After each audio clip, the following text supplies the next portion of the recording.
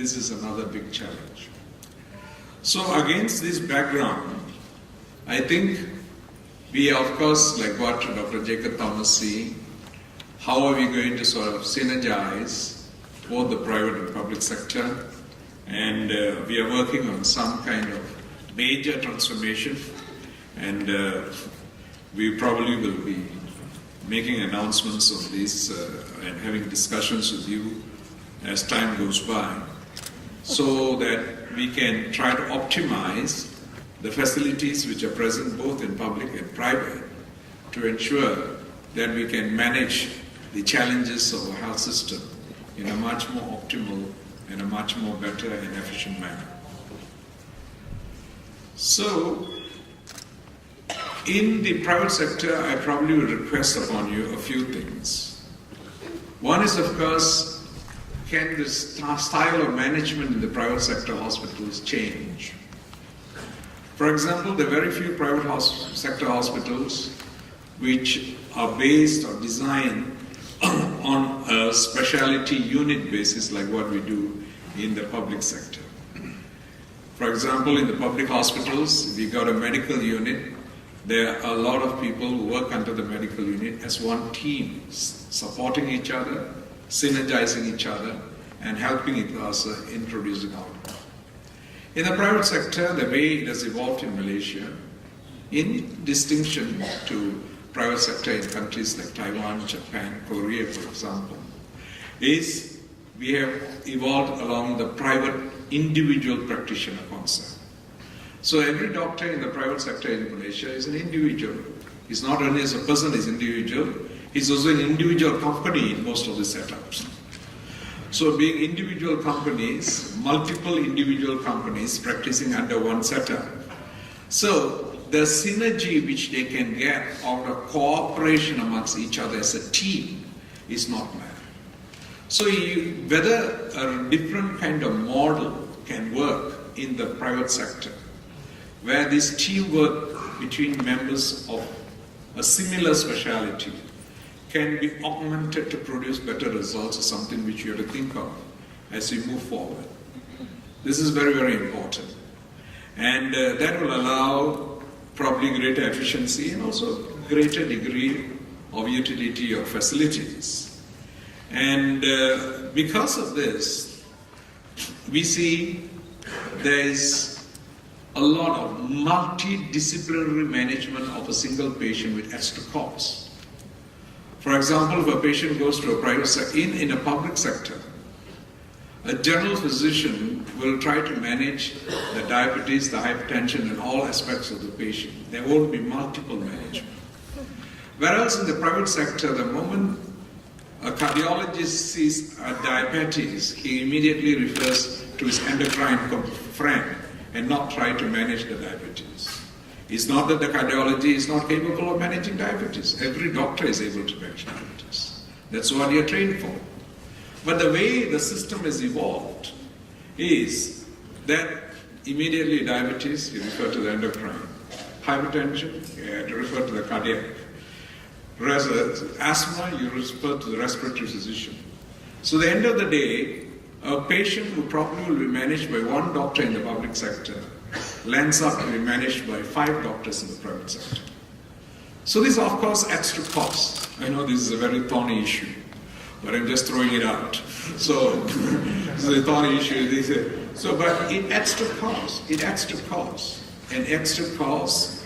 And that is one of the things why the cost of healthcare in the private sector continues to go up. So these are areas in which you might want to transform, whether you can re-look at the model and how whether you can actually transform this. And probably there is also a need for private hospitals, this will be very challenging, big challenge, to audit on unnecessary utilization of facilities and unnecessary prescriptions. Whether you can do that. I'll give you a classic example. This happened to a friend of mine very, very recently. He was admitted to a private hospital. He had gone to India recently, but 2 weeks prior to that. Admitted to the hospital with hepatitis, very high liver enzymes. And during the course of the treatment, of course, an ultrasound was done and gallstones were found. If all of you do ultrasounds, I think 90% of you will find gallstones. In your ultrasounds, all of you who are sitting here healthy, you will find gallstones. So gallstones were found in the person, and then the doctor says you got gallstones. Maybe all these problems are related to the gallstone.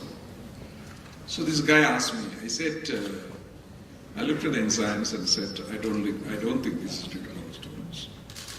And anyway, by waiting for 1 week or delaying the need for removal of the gallstone, the doctor actually prescribed removing the gallstones. You won't lose anything by waiting for a week.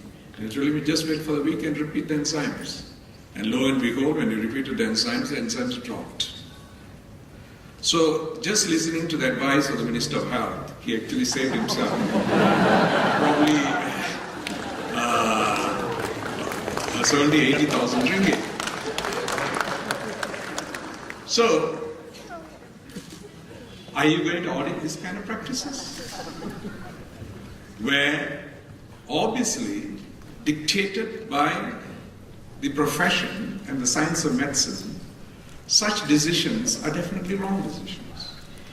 But it going on, there probably has got to be some kind of audit on these abuses.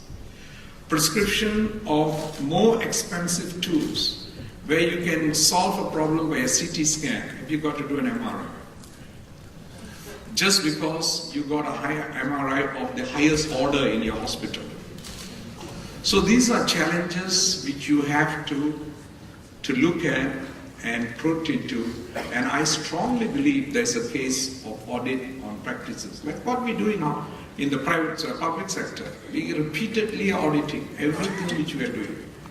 There is a need for similar kind of audits in the private sector, so you can actually make sure there's no abuse of the system, because this individual makes his decision. Individual makes his decision.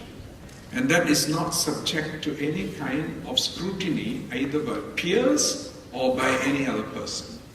So there's a need for this kind of audit to actually put this thing right so it will be okay.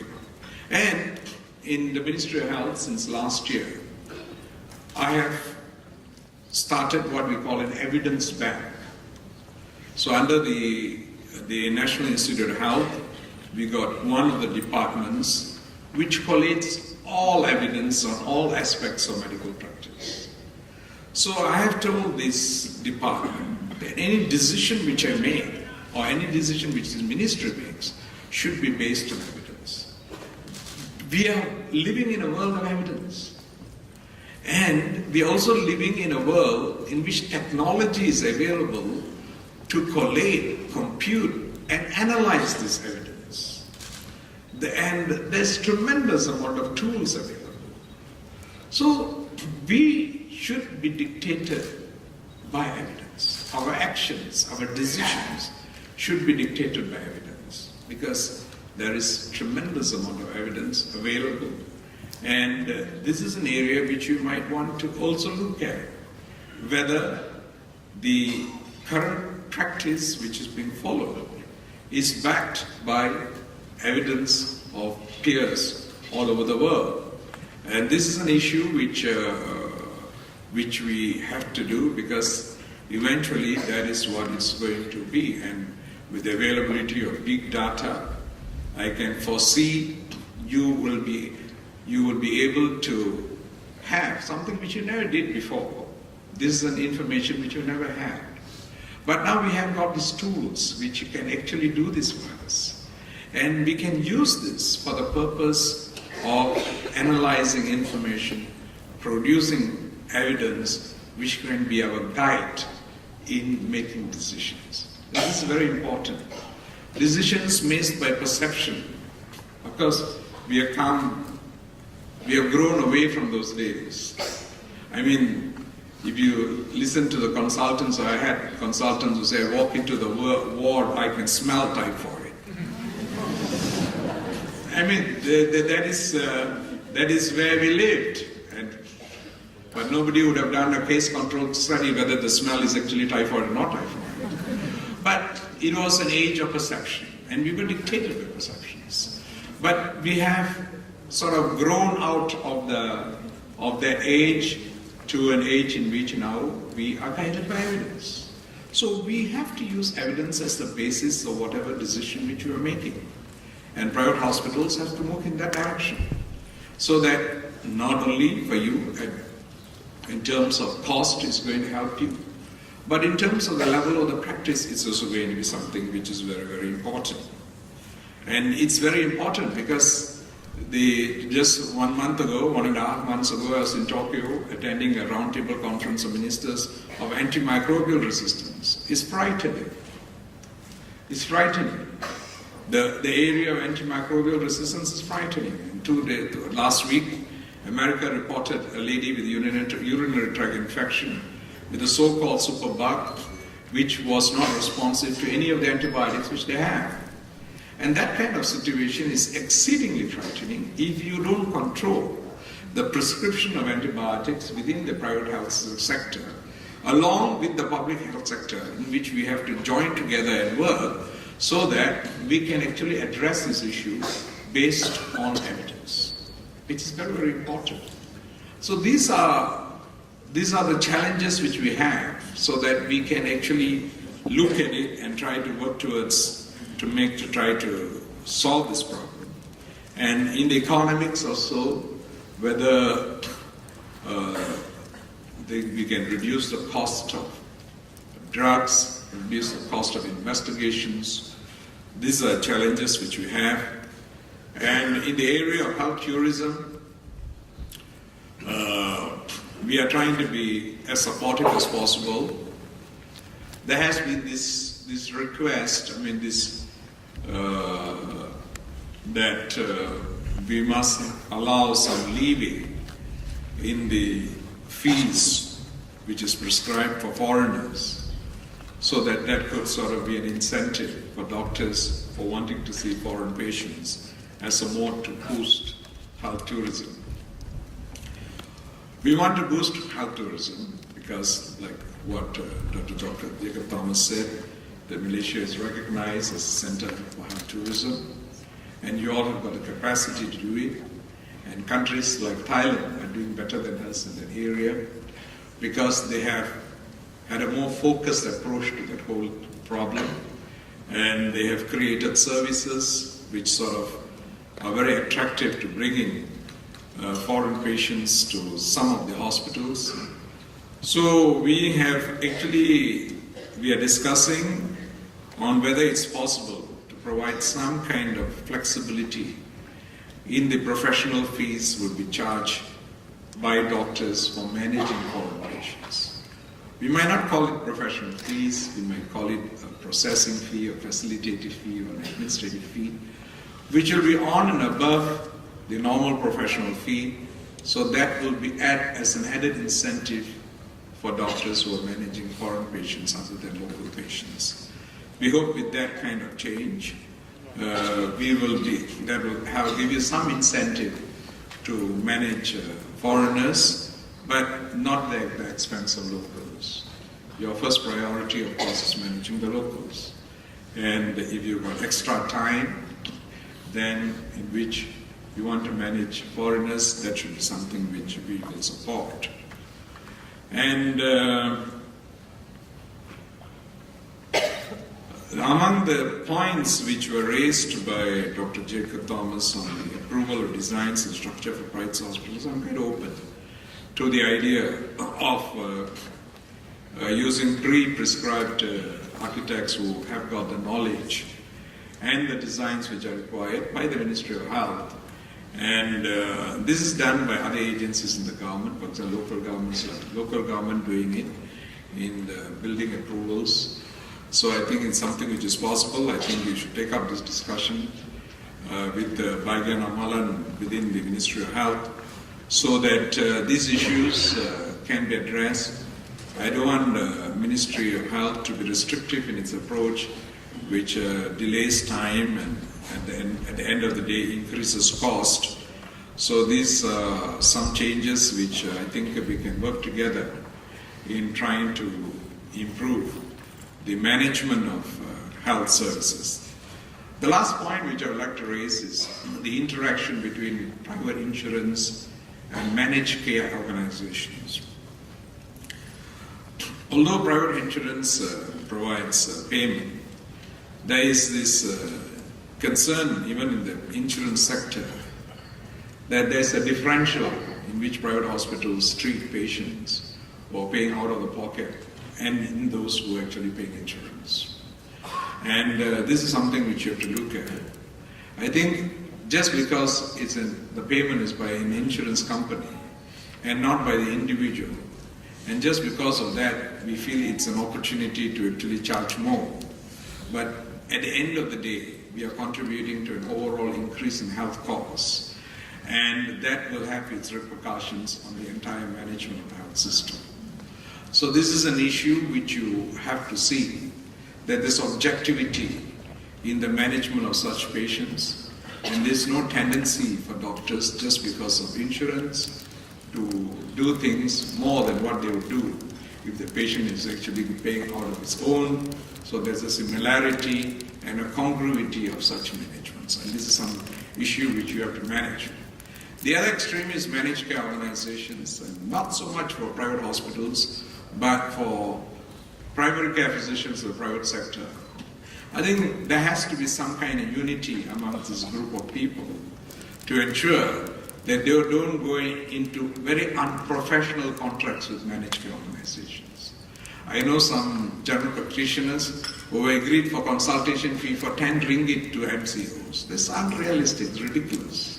My barber charges me 40 ringgit. So how can a doctor go into a contract for 10 ringgit? Because the net result of this is in the quality of the management which they eventually give. So when they start cutting corners because of these negotiated deals which they've done with managed care organizations, which I consider actually sinful, and which at the end of results leads to very poor care, because you have to cut the cost somewhere, and leads to a very unfair competition among those who are practicing, and which makes it very, very difficult for those who want to practice good medicine in that kind of circumstance. So it beats away the good fellows. And this group of people who just want to earn a living through MCOs start functioning. That's not right. These are areas which we have to look at. These are challenging areas, but I hope you will look into those areas. I've raised a lot of points out of them, but these are all things which have got some truth in it. So think about it, see how you're going to deal with it. Because as we go towards better private-public partnership, at the end of the day, the cost within the public sector and the private sector should be more or less similar for this private-public partnership to work out, be efficient and be healthy. So for that reason, we need to see these challenges, rectify it, make it right, so that eventually when we actually have got a healthy and an effective public-private partnership, this will be possible. Because we are doing some, I can give you some clues, some of the direction in which our healthcare transformation is going eventually will shift a lot of patients from the public to the private sector for wanting to share the resources in the private sector. But when that happens, of course, cost, efficiency, and doing the right thing will be the factors which will determine to what an extent we can do this. With those words, I've got great pleasure in declaring open your 24th APHM International Health Conference. Thank you.